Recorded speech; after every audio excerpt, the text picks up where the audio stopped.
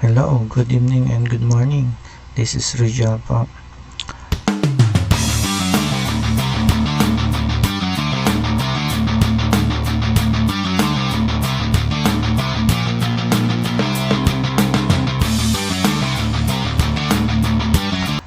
Kamusta po kayo dyan? Tagal, Luzon, Visayas, Mindanao, OFW, kamusta po? Panoodin po natin itong video. Mga protesta po ng mga taong bayan. Opposing the proposed 2025 national budget, trooped to Menjola on Wednesday to condemn the removal of government subsidy for state health insurer PhilHealth.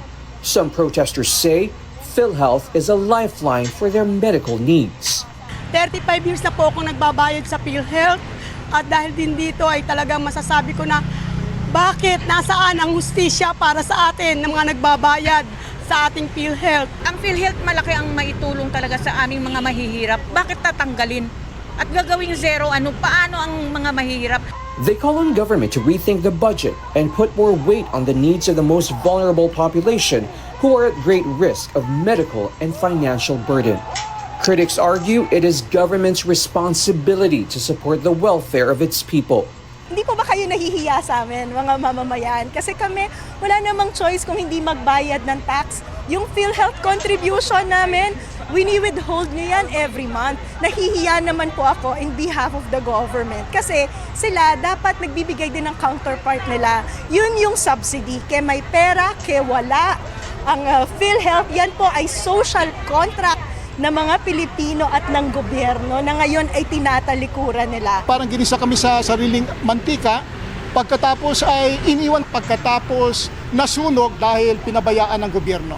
Aside from the absence of government subsidy, PhilHealth's allocation of almost 138 million pesos for its 30th anniversary celebration has also been widely criticized in recent days. On Tuesday, Health Secretary and PhilHealth Board Chair Teodoro Herbosa confirmed to ABS-CBN News that it has disapproved around 38 million pesos worth of tokens and giveaways for the celebration.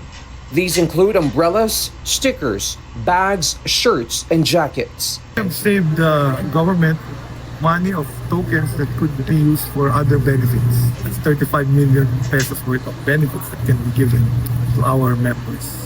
PhilHealth spokesperson, however, says that they have also decided to further scale down their budget to just over 48 million pesos.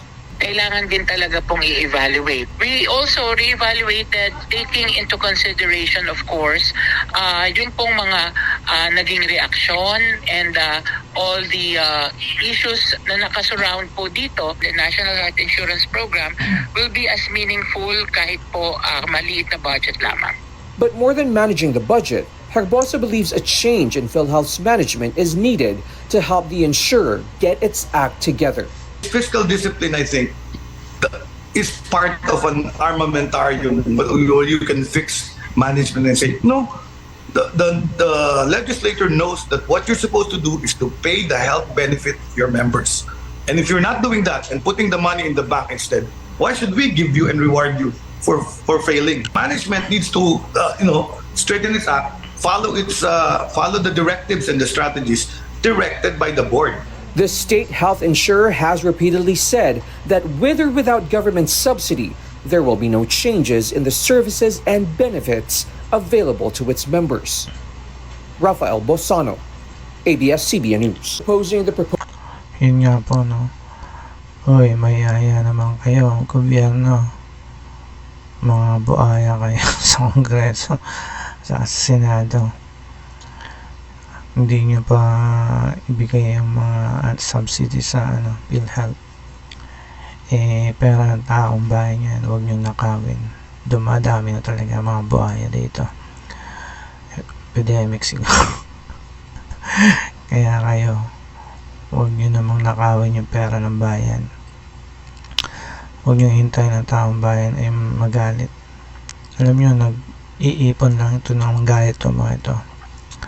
Pero sa pero dapat dyan sisihin ay isa lang isang tao lang ang dapat sisihin dyan yung ating presidente, kasi siya po yung may full responsibility sa mga nangyayari sa ating bansa.